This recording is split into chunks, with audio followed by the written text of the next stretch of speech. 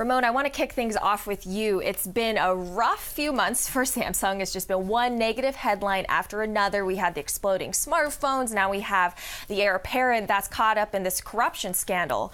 Okay, so can one phone really turn all of this around? I think one phone is a very important first step to getting this turned around. But we shouldn't just look at the phone just itself, because in and of itself, it's a beautiful phone. It's an elegant device. But if you look at the past several months, you take a look at what Samsung has done.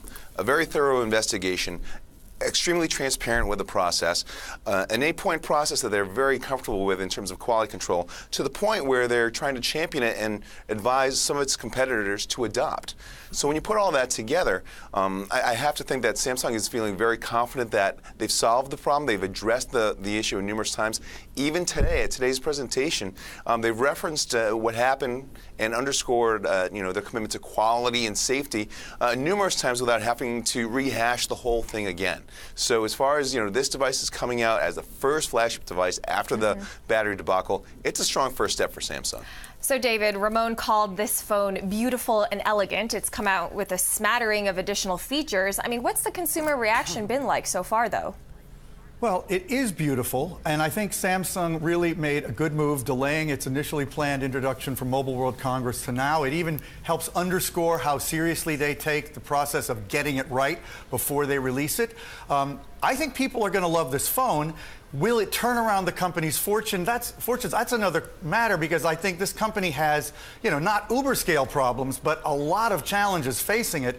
And also they have a bigger challenge, which is that, as you mentioned Alexa earlier in Caitlin's report, but the fact is, the smartphone era is kind of ending, and we don't know exactly what's coming next, but that could be more important in the long term. In the short term, this phone will probably sell very well. And I want to take a look at Samsung's market share. It actually fell below 20% in the fourth quarter for the first time in 4 years.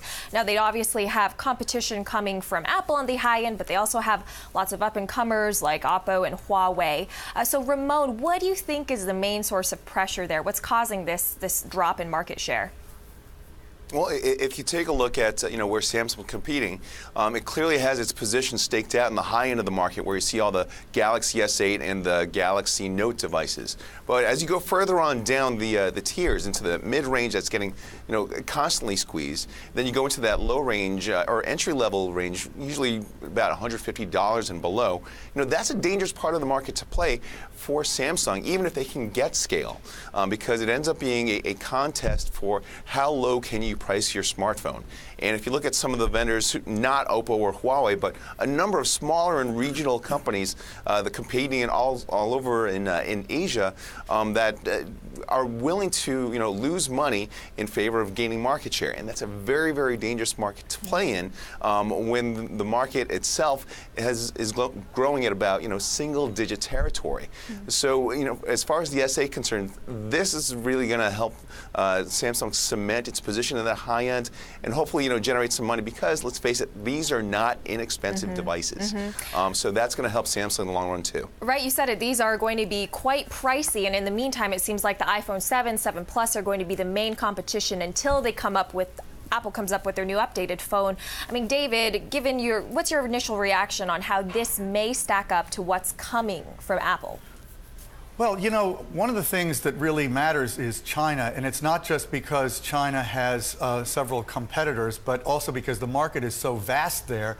And I think it's also a country which is increasingly, in many industries, but in this one among others, putting special preference on local champions, of which Oppo and Huawei are two. And I think that's a challenge for both Apple and Samsung. I think probably this is going to kind of keep the competition with Apple relatively stable for the short term.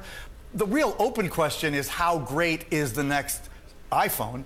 And we don't really know yet. But if it's great, that could be. Apple still has a better brand than Samsung by a long shot. It still commands the sort of halo of the top of the market, and I don't see that changing. And Ramon, before we move on, I want to get your thoughts on this big corruption scandal, heir apparent J.Y. Lee in jail. Does this cast a cloud over consumers? Do consumers even care? Absolutely not. If anything, this may be a concern for investors and perhaps competitors in terms of analyzing Samsung's strategy going forward. But if you ask the next, let's say 20-year-old male camping out in line at your favorite carrier, is it really going to matter to you what the leadership is doing? Chances are he's going to say probably not. He wants to get his hands on this device and play with it from dawn till dusk.